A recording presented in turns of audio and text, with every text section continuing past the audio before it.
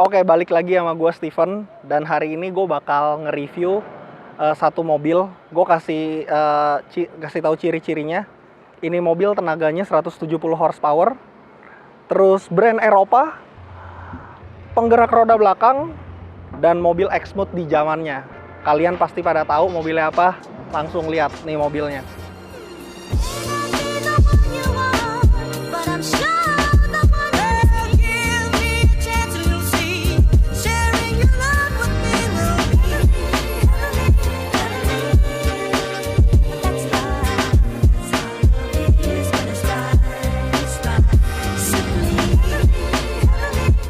Ini gue bakal ngejelasin singkat ya mobil ini. Jadi mobil ini tuh diproduksinya dari tahun 92 sampai 98. Nah, ini mobil ngegantiin E30. Jadi untuk pertama kalinya BMW itu di depan sininya ini udah pakai kaca nih.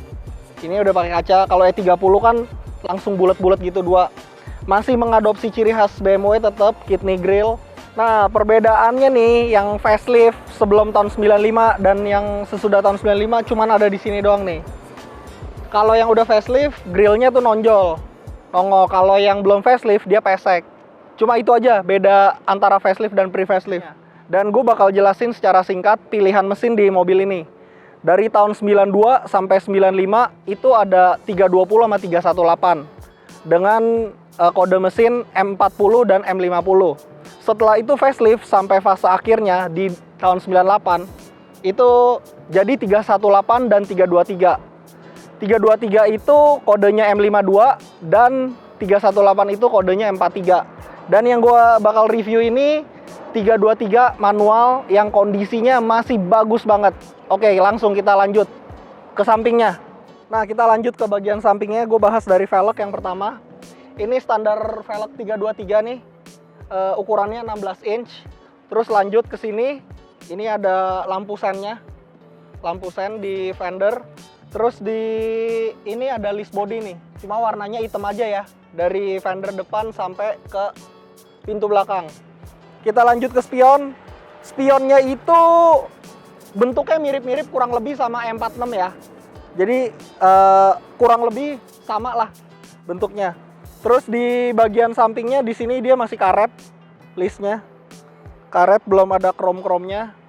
Karena ini mungkin seri 3. Nah, handle pintunya ini masih yang model lama nih. Ya, oke, lanjut. Terus ini velg belakangnya masih ukurannya sama.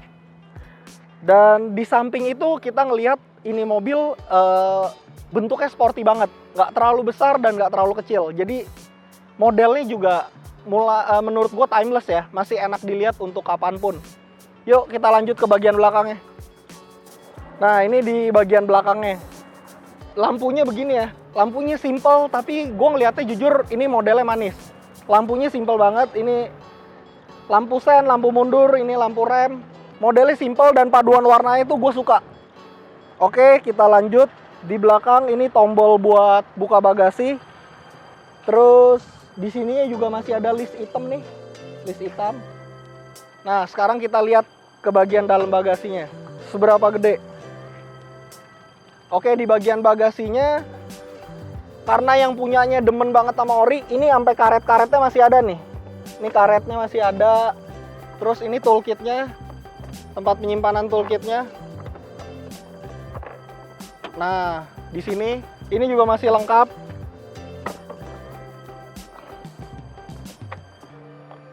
Terus di sini ada kotak P3K-nya juga. Nah, kalau BMW E36 itu posisi akinya ada di bawah sini. Dan kita lihat ini udah ada di sini ban serep, terus di sini ada dongkraknya juga. Kalau untuk ukuran kapasitas bagasi dia cukup besar ya untuk di kelasnya dibandingin sama Mercy Mercy C-Class W202 itu nggak terlalu jauh bedanya. Dan semuanya ini udah dilapisin sama kayak karpet gitu. Udah standarnya seperti ini. Ini juga udah dilapisin, standarnya juga udah kayak gini. Oke, kita lanjut ke bagian dalamnya. Kita lanjut ke bagian door trimnya. Door trimnya masih sederhana banget. Tapi kualitas door trimnya itu bagus ya. Udah soft pad juga. Di sini udah ada speaker, door trim, door pocketnya nggak terlalu besar, tapi masih bisa buat naro-naro kunci, dompet, atau handphone. Nah, yang ini karena masih original, ininya masih fabric, dan gue suka nih. Kalau original gini masih fabric, gue suka. Terus di sini ada buat pengaturan spion nih, sudut kaca spion, kiri dan kanan. Oke, kita lanjut ke bagian sini. Nah, ini gue lanjut ya. Pertama di sini, ini buat buka kap mesinnya. Terus kita lanjut, di sini ada kisi AC, di sini buat pengaturan lampu kecil, lampu besar. Ini buat fog lamp depan, ini buat fog lamp belakang. Ke bagian joknya pengaturannya juga lengkap banget. Dia bisa maju mundur. Ini buat naik turunnya. Terus di sini buat sandaran, ngatur sandaran. Ini buat naikin. Nah, sorry. Oke, terus ini udah dilengkapin sport seat nih kalau kalian lihat. Jadi kita kalau nyetir duduknya nyaman sampai ke dengkul. Menopang dengkul. Oke, lanjut. Terus di sini ada tuas nih. Ini tuas wipernya. Buat wiper. Terus kita lihat ke instrumennya. Klasternya itu masih sama ya kayak BMW yang lain. Jadi ada 4 klaster. Di sini tetap bensin, terus di sini speed, di sini RPM meter, dan di sini temperatur mobil. Oke, kita lanjut nih ke bagian tuas sebelah kiri. Ini buat sen. Kalau kita tarik buat lampu jauh. Terus di sini untuk mengatur ketinggian lampu, di sini ada puterannya. Yang ini buat dimmer, instrumen, gelap terangnya. Kita lanjut ke bagian tengah.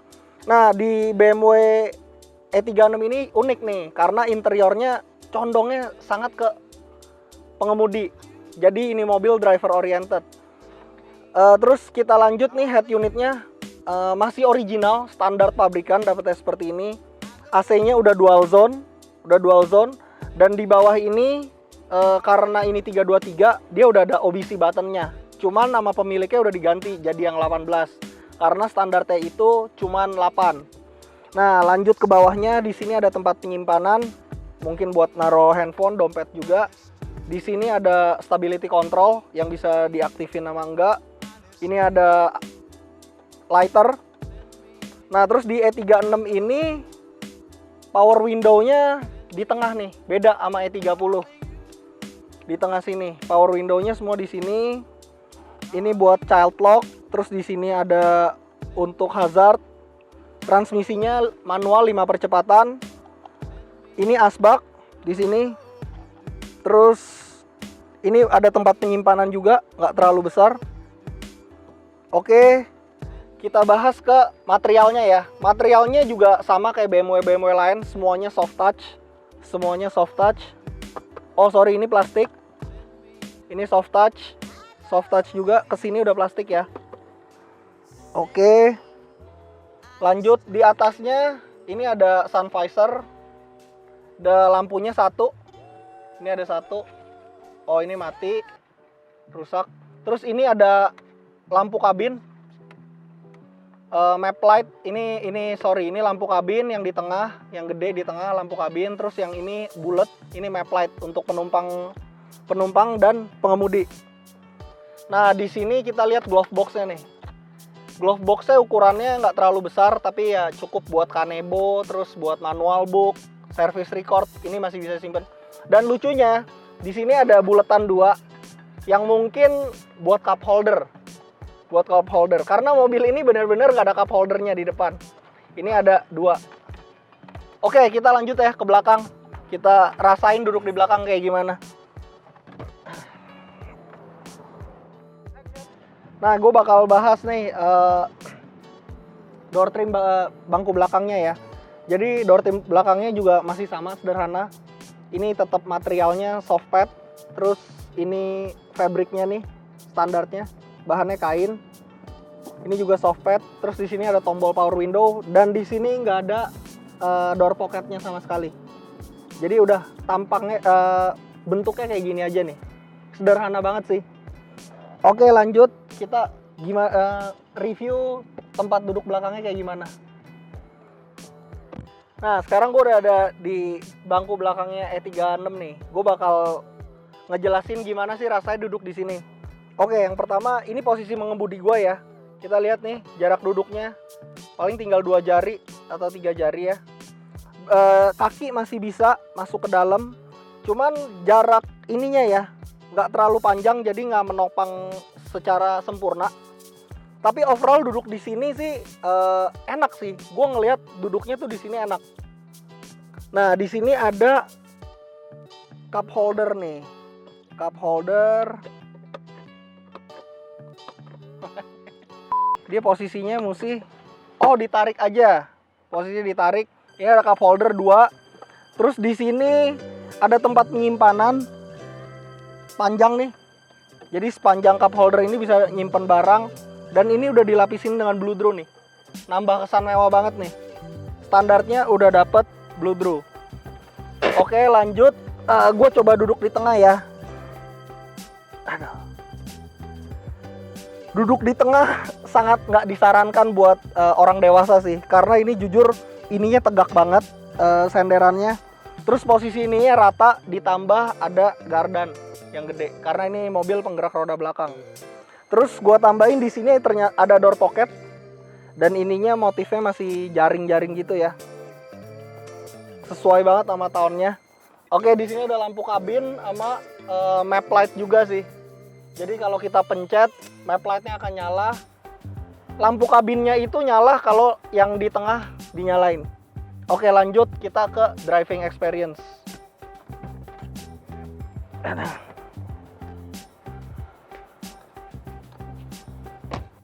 Oke, ini jadi gue udah di dalam BMW E36 ya, E36 manual 323.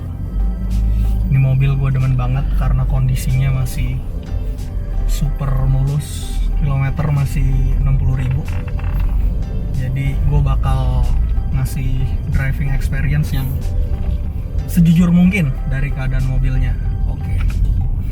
Nah, ini posisi nyetirnya unik nih karena masih sama kayak E30. E30 itu kan koplingnya garis lurus tuh sama lambang di setir. Nah, ini juga nih. Jadi kaki kita agak miring ke kanan ya.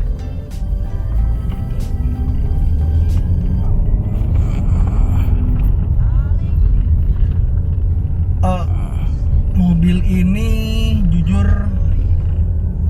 gue bisa bilang posisi mengemudinya dulu ya. Posisi mengemudinya tuh enak.